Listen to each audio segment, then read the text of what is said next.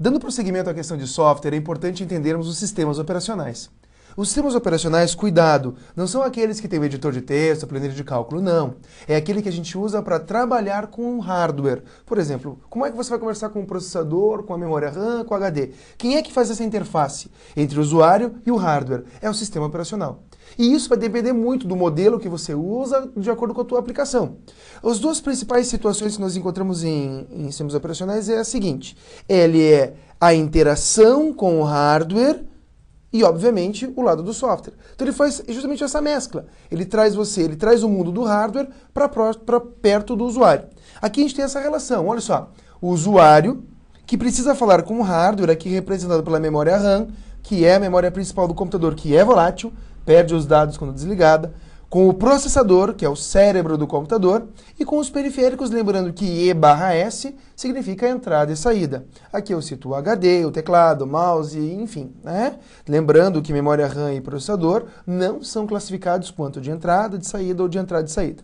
Então, qual o melhor sistema operacional? Isso é muito subjetivo, não tem como dizer qual o melhor sistema operacional. São duas plataformas que acabam dominando o mercado hoje dos concursos públicos, né? Nós temos aqui da linha Microsoft ou Windows e da linha do Linux, que tem várias distribuições, que nós veremos no capítulo de Linux. O que ocorre aqui é simplesmente o seguinte. Você tem, por exemplo, a versão do Windows XP, em seguida tivemos a versão do Windows Vista, e agora, atualmente, observamos o Windows 7, que alguns chamam de Windows 7. E claro, o Linux. O Linux, na verdade, aqui a gente vê somente o Pinguim, que é o logo dele, enfim, mas ele tem diversas distribuições, Kurumin, Ubuntu, Debian, Red Hat, enfim, várias, né? Então isso vai ficar mais claro depois. Só que a gente pode usar de forma geral. Então ou é Linux ou é Windows, é o que as pessoas acabam fazendo, tá? O Windows 7, não esqueça, é o último da versão da Microsoft. Agora, atenção, por favor, o Word, o Excel e o PowerPoint, eles fazem parte da suíte de aplicativos Office. Essa suíte não vem junto com o Windows. E não existe, por exemplo, o Word Vista. Por favor, existe só o Windows Vista. O Office pode ser ou 2003, ou 2007, ou 2010. São os que estão atualmente no mercado, ok? Muito bem. Aqui nós temos uma escala de evolução entre as versões do Windows, nós já conversamos um pouco a respeito disso. No caso, eu tenho desde o Windows 95, 98, Millennium Edition, que é o ME, entre outros. Eu digo para vocês, não existe a necessidade hoje de ficar decorando quem é quem veio antes, quem veio depois. Só que tem uma situação que a gente precisa saber. O Windows 7, ele comparado com o Windows XP, ele tem o quê? Uma interface mais bonita. Ele tem uma estabilidade de hardware, trabalha melhor com hardware. Aqui nós podemos ter uma imagem de um efeito que o próprio Windows 7 tem. Que você tem uma transição entre janelas abertas com um efeito tridimensional. Então não é só esse apelo de beleza, digamos assim, que a gente deve levar em consideração, mas também todo o desempenho dele com hardware. É claro que menos expressivo foi o Windows Vista. Hoje em dia mais estável é o Windows 7.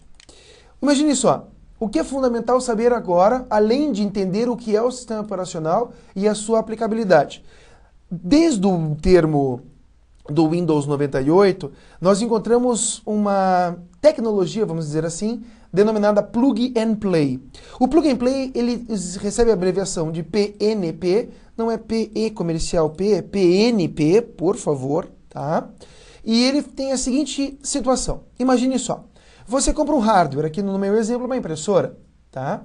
Aí você faz o quê? Essa impressora, usando aqui, por exemplo, um cabo USB, que tem transmissão serial, lembrando disso, conecto ele ao computador. Vamos supor que este computador esteja municiado com um sistema operacional mais atual do que o Windows 98. Ele automaticamente reconhece o novo hardware e te dá uma mensagem. Novo dispositivo de hardware encontrado, clique em avançar para instalar o programa respectivo a este hardware, alguma coisa nesse sentido. Por quê? Por que o Windows reconhece automaticamente? Porque o hardware, no caso a impressora, é dotada da tecnologia Plug and Play e o Windows, nesse caso, superior ao Windows 98, que são todos hoje que eles cobrem concursos, também entende essa tecnologia. E aí o que ele pede? Aquele tal do CD de instalação, caso o Windows não tenha esse driver nos seus registros, né? Pode ser um hardware mais novo que você tenha comprado, enfim. Ele pede o CD de instalação, alguma coisa assim, o DVD de instalação. O nome do programa que vem nesse CD de instalação, nesse DVD de instalação, é driver.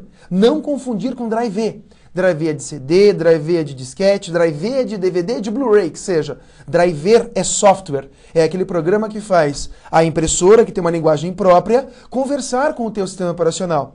Essa é a finalidade do driver.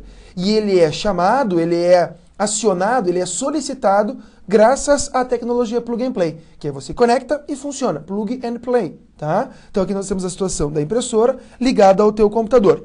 No passado, os dispositivos não eram dotados dessa tecnologia ou o sistema operacional não entendia.